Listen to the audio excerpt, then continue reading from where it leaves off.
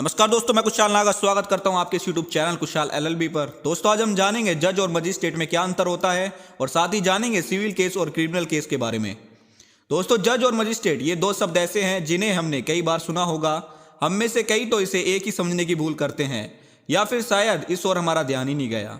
चलिए आज कानून के बेहद जटिल शब्दों से बचते हुए आसान भाषा में समझते हैं कि जज और मजिस्ट्रेट एक ही होते हैं या फिर इनमें कोई फर्क होता है। अगर फर्क होता है तो क्या अंतर है वो।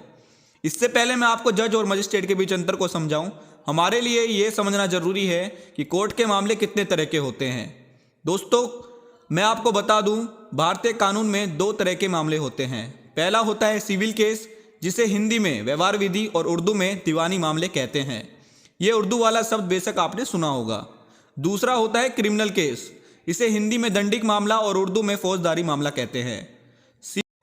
सिविल मामलों का जिक्र सीपीसी यानी कोड ऑफ क्रिमिनल प्रोसीजर 1908 यानी 1908 की धारा 9 में है। आसान भाषा में समझने की कोशिश करते हैं कि सिविल मामले और क्रिमिनल मामले क्या होते हैं। जहां अधिकारों की बात हो, उसकी मांग हो, हर्जाना क्षतिपूर्ति या कंपनसेशन मांगी जाए, वह मामले सिविल होते हैं। वहीं जहां किसी अपराध के लिए सजा की मांग की जाए, वह क्रिमिनल मामले होते हैं। चलिए इनको उदाहरण के माध्यम से समझते हैं। दोस्तों, जैसे किसी ने आपकी ज़मीन पर कब्जा कर लिया, आप कोर्ट से मांग कर सकते हैं कि आपकी ज़मीन से कब्जा हटाया जाए। जितने टाइम तक आपकी ज़मीन पर उस व्यक्ति ने कब्जा कर रखा था, उसका मुआवजा दिलाया जाए। इसमें आपने अधिकार की मांग की, आपकी ज़मीन पर आपका कब्जा हो, दूसरा मुआवजा भी मिले। ये हो गए सिविल मामला।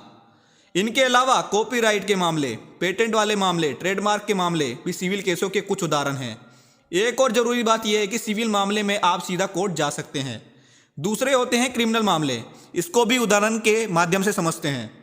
दोस्तों, हिंदी में इन्हें दंडिक मामले या फौजदारी मामले कहते हैं। ये ऐसे मामले होते हैं जिन्हें दंड की मांग की जाती है। ऊपर वाले उदाहरण से ही इसको समझते हैं। यहाँ आप सिर्फ अपनी जमीन पर फिर से कब्जे और मुआवजे से संतुष्ट नहीं हैं, आप मांग करते हैं कि जिस व्यक्ति ने आपकी जमीन पर कब्जा किया है और उसे सजा मिले और दंड मिले, उसे जेल में डाला जाए। इसकी सुनवाई क्रिमिनल केस के तहत होगी। लेकिन जरूरी बात यह है कि क्रिमिनल मामले में आप सीधा कोर्ट नहीं जा सकते। पहले आपको एफआईआर दर्ज करानी होती है, उसके बाद ही मामले की सुनवाई होती है। कुछ मामले दोनों प्रकृति के होते हैं। यह पीड़ित की मांग पर निर्भर करता है कि वह किस तरह के मामले के तहत याचिका दायर करता है। अब लौटते हैं जज और मजिस्ट्रेट की तरफ। ऊपर के उदाहरण को समझने के बाद अब आपको जज और मजिस्ट्रेट में फर्क समझने में आसानी होगी। तो चलिए दोस्तों, जानते हैं मजिस्ट्रेट और जज में क्या अंतर होता है। दोस्तों, मजिस्ट्रेट और जज में पदक्रम का अंतर होता है। मजिस्ट्रेट फांसी या उम्र कैद की सजा नहीं देते। मजिस्ट्रेट के लेवल में भी कई स्तर होते हैं। इनमें दो सबसे ऊपर का पद होता है, वो होता है सीजेएम। सीजेएम मतलब चीफ जुडिशियल मजिस्ट्रेट। महानगरों में इसे चीफ मेट्रोपॉलिटन मजिस्ट्रेट कहते हैं। एक जिले में एक सीजेएम होता है, लेकिन सीजेएम के बराबर के रैंक के अधिकारियों को कहते हैं सब जज यानी सब ऑर्डिनेट जज। इनका पद सब जज होता है, लेकिन ये मजिस्ट्रेट ही होते हैं। सब जज सिविल मामले देखते हैं, जबकि सीजेएम क्रिमिनल मामले देखते हैं। जब जज छुट्टी के दौरान सीजेएम का काम संभाल सकता है। जी हाँ, जब भी सीजेएम छुट्टी करेगा तो सब जज उसका काम संभाल सकता है।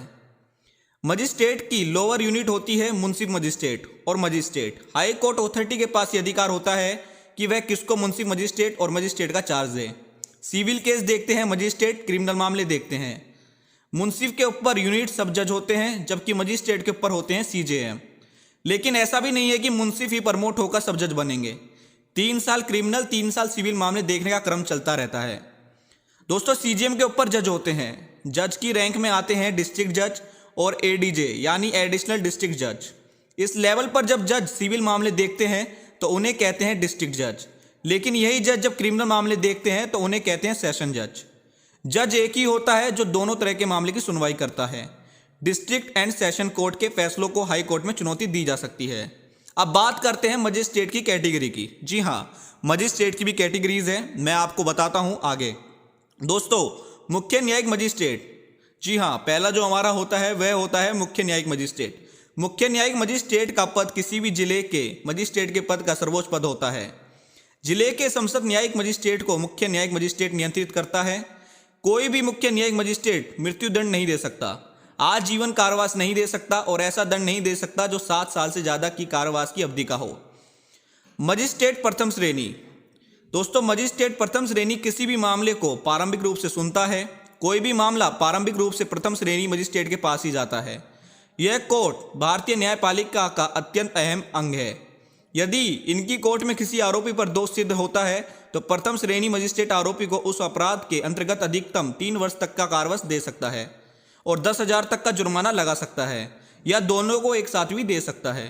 कोई भी प्रथम श्रेणी मजिस्ट्रेट 3 वर्ष से अधिक का कारावास और 10,000 से ज़्यादा का जुर्माना नहीं लगा सकता।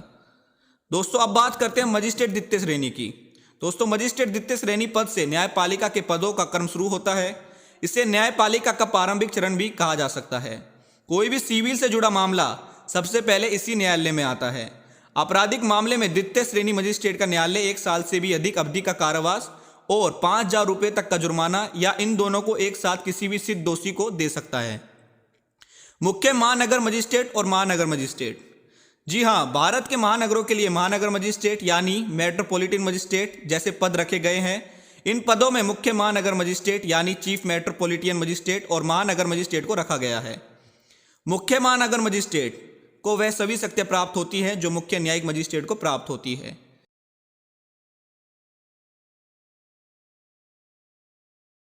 अब बात करते हैं कार्यपालक मजिस्ट्रेट की। जी हाँ, कार्यपालक मजिस्ट्रेट राज्य सरकार प्रत्येक जिले और प्रत्येक महानगर क्षेत्र में जितने वह उचित समझे उतने कार्यपालक मजिस्ट्रेट नियुक्त करती है। अब जानते हैं जजों की कैटेगरी के बारे में। पहले बात करते हैं सत्र न्यायाधीश यानी सेशन जज की। सीआरपी की धारा 9 में सत्र न्यायालय यानी सेशन कोर्ट की स्थापना की बात की गई है।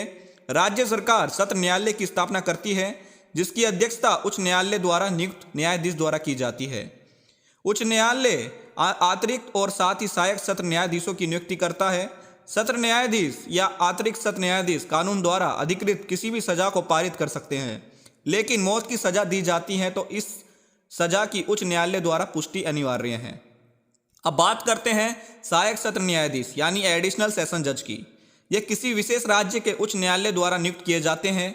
वह सेशन जज की अनुपस्थिति के मामले में हत्या, चोरी, डकैती, पिक पॉकेटिंग और ऐसे अन्य मामलों से संबंधित मामलों की सुनवाई कर सकते हैं। एक सहायक सत्र न्यायाधीश कानून द्वारा अधिकृत किसी भी सजा को मृत्युदंड या आजीवन कारावास या 10 वर्ष से अधिक के कारावास की सजा को छोड़कर अन्य सजा को पारित कर सकता है। अब बात करते हैं हाई कोर्ट के जज। जी हाँ, जिला न्यायालयों से ऊपर होता है हाई कोर्ट। हाई कोर्ट के जजों की नियुक्ति हाई कोर्ट की अनुशंसा पर सुप्रीम कोर्ट करता है। इस पूरी प्रक्रिया में राष्ट्रपति और राज्यपाल की भी भूमिका होती है। अब बात करते हैं सुप्रीम कोर्ट के जज की। भारत के मुख्य न्यायाधीश की नियुक्ति भारत के राष्ट्रपति द्वारा भारतीय संविधान के अधिनियम संख्या 124 के दूसरे सेक्शन के तहत होती है। यह पद भारतीय गणतंत्र का सबसे ऊंचा न्यायिक पद है। संविधान में 30 न्यायाधीश और 1 मुख्य न्यायाधीश की नियुक्ति का प्रावधान है। सुप्रीम कोर्ट के सभी न्यायाधीश की नियुक्ति भारत के राष्ट्रपति द्वारा सर्वोच्च न्यायालय की सलाह पर की जाती है। कोलाजियम सिस्टम के आधार पर। कोलाजियम सिस्टम में सुप्रीम कोर्ट के चीफ जस्टिस और सुप्रीम कोर्ट के 4 वरिष्ठ जजों का एक पैनल जजों की नियुक्ति और तबादले की सिफारिश करता है। कोलाजियम वकीलों या जजों के नाम की सिफारिश केंद्र सरकार को भेजती है। कोलाजियम की सिफारिश दूसरी बार भेजने पर सरकार के लिए मानना जरूरी होता है।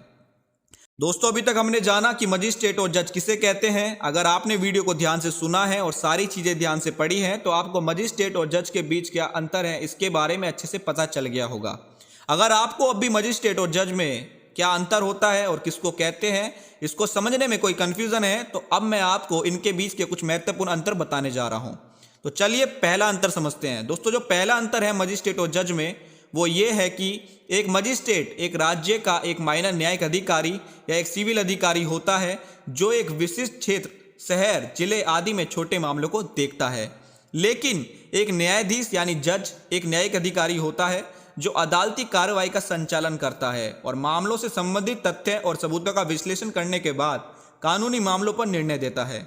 दूसरा डिफरेंस, जी हाँ, दूसरा डिफरेंस मजिस्ट्रेट और जज में ये होता है कि एक मजिस्ट्रेट के पास न्यायाधीश यानी जज की तुलना में कम शक्ति होती है, एक न्यायाधीश के पास मजिस्ट्रेट से अधिक शक्ति होती है। तीसरा डिफरेंस, एक मजिस्ट्रेट के पास कानून की डिग्री नहीं हो सकती लेकिन जज हमेशा कानून की डिग्री वाला अधिकारी होता है। चौथा अंतर, मजिस्ट्रेट छोटे मोटे मामलों को देखता है लेकिन जज जटिल मामलों को संभालता है।